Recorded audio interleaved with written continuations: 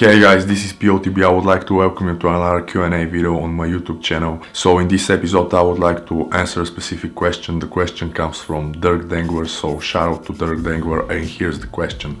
Bam! What do you think about micronutrients and how do you get them? So first of all, I would like to thank you for being a subscriber and taking your time, giving me comments and asking me this question. But before I start with the actual answer, I believe the right thing is to give you guys something like a brief explication of what the micronutrients actually are. So just in case you don't know, micronutrients are compounds required in very small amounts, like trace amounts, very small quantities. They are vital for the life of the humans and the organisms. There are 28 essential micronutrients and they are most commonly referred as vitamins and minerals. So with that being said, what is my opinion on the micronutrients? You should definitely avoid any of the micronutrient deficiencies, and in order to do this you should put the right for you that will allow you to do this. And what I mean by this is based on my personal experience with most of the fitness diets, highly recommended by the fitness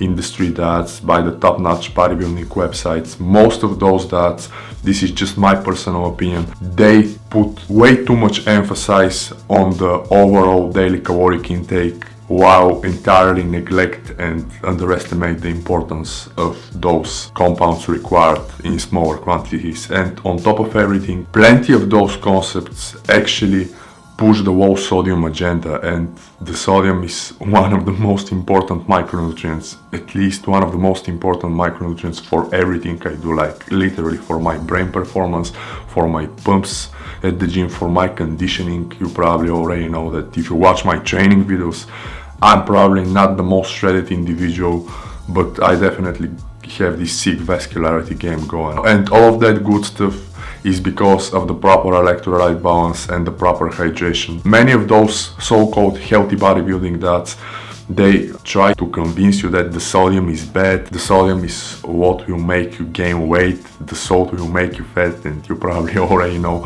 all of that stuff. And while I was on those types of diets, I was consuming like the protein shakes, I was not taking a magnesium supplement, I was not taking vitamin D, I was not consuming the most nutritious part of the eggs, as you probably know, the egg yolks. But luckily after 2014 all of that changed, and the staples of my diet nowadays are considered as nutritional powerhouses. And besides those foods, I also have a pretty solid supplement stack. So in this video I will show you some training, as you can probably see, but besides this I'm gonna show you some of the foods that I consume. Since you're a subscriber, then you probably already know what I'm about to show you, but besides the foods I would like to also show the exact supplement stack that I use on a day-to-day basis, and I'm gonna give you something like a little bit of explication. I will basically say a few words about all of the products that I'm about to show you, if you can put it like this, in order to help you understand better. But just in case you want to find out more, I definitely encourage you to click in the description box down below. I'm gonna put a link and you're gonna be able to check the full blog post that is related to this video on my website. So the first food that I would like to discuss with you guys from a micronutrient standpoint is grass-fed beef. You probably already know that I'm big on grass-fed beef, on red meat in general. Grass-fed beef contains vitamins A, E, B3 and B12. It also contains plenty of phosphorus, choline, iron, selenium and zinc. The second food I would like to discuss are the whole free-range organic eggs, which contains vitamins A, D, B6, B12, of course choline, calcium, sodium, potassium, iodine and others. And the third food that I would like to discuss is basically grass-fed butter. It contains vitamins A, D, E and K2. If you want to find out more about the foods that I consume, the micronutrients they contain, I highly encourage you to visit the link in the description box down below. And now I would like to actually show you my supplement stack. This is my current supplement stack, and I would like to say a few words about all the supplements that I take in order to help you understand better why I take those exact things. So first of all, as you can probably see, most of the supplements that I take are on this brand. They are products of this brand. There are multiple reasons why I prefer to stick with this brand. You can probably do other brands if you prefer.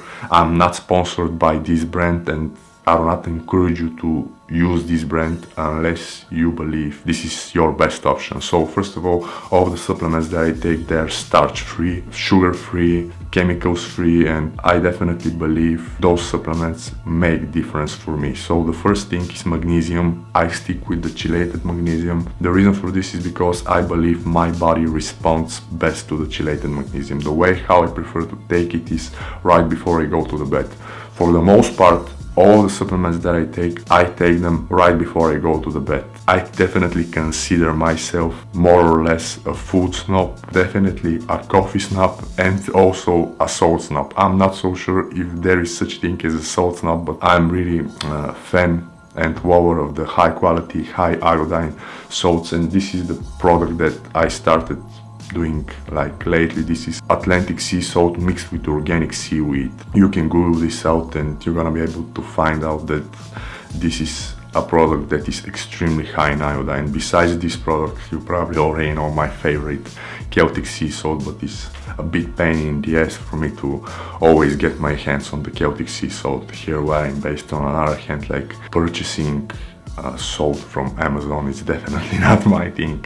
I mean, it is too crazy for me. And as long as for the choline, the eggs are extremely rich in choline, but when I do not consume eggs, which is actually extremely rare, like rare occasions, those are the occasions when I consume starch, and then I'll probably consume the sweet potatoes and whatnot, I'll supplement with choline, because for me the choline definitely makes a huge difference as long as for my brain performance. As you probably already know, the choline is the building block of an extremely important neurotransmitter called acetylcholine. So just in case you strive for optimal brain performance, I definitely encourage you to avoid choline deficiencies. If you end up in a situation somehow where your brain is forced for some reason to burn this specific neurotransmitter at faster pace, I highly encourage you to prioritize your choline intake and probably supplement with choline. For the vitamin C, I take it in the morning, and most of the experts, I mean the real experts, not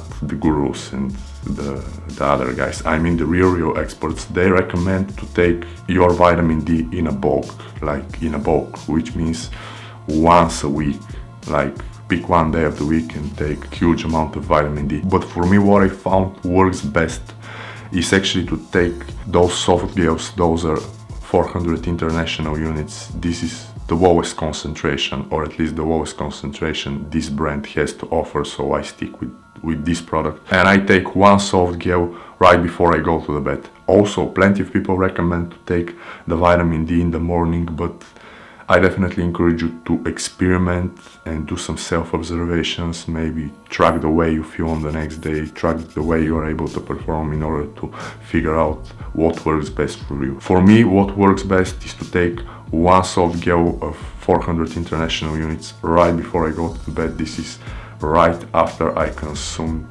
my one meal a day, and this is how I actually take the magnesium and the choline, and yeah, the vitamin C I take during the morning with plenty of water and plenty of coffee, of course. And I feel great, basically. This is what works for me, and yeah, this is basically everything I wanted to say in this video. I hope I answered your question. Again, I would like to thank you for being a subscriber and asking me questions. I had tons of fun writing the full blog post and of course filming this video. As you probably already know, guys, I have so much fun doing all of the videos on this YouTube channel. This is actually the main reason why I do this. And yeah, I'm gonna wrap it up for now. I would like to thank you for watching this video. Of course, good luck with making progress with your goals. It really doesn't matter if it's about like burning fat, building muscle, getting adapted to the OMAD, or just your goals in life in general. And of course, make sure to avoid any kind of micronutrient deficiencies, so you're gonna be able to feel great throughout the whole day and make those OMAD gains. Peace.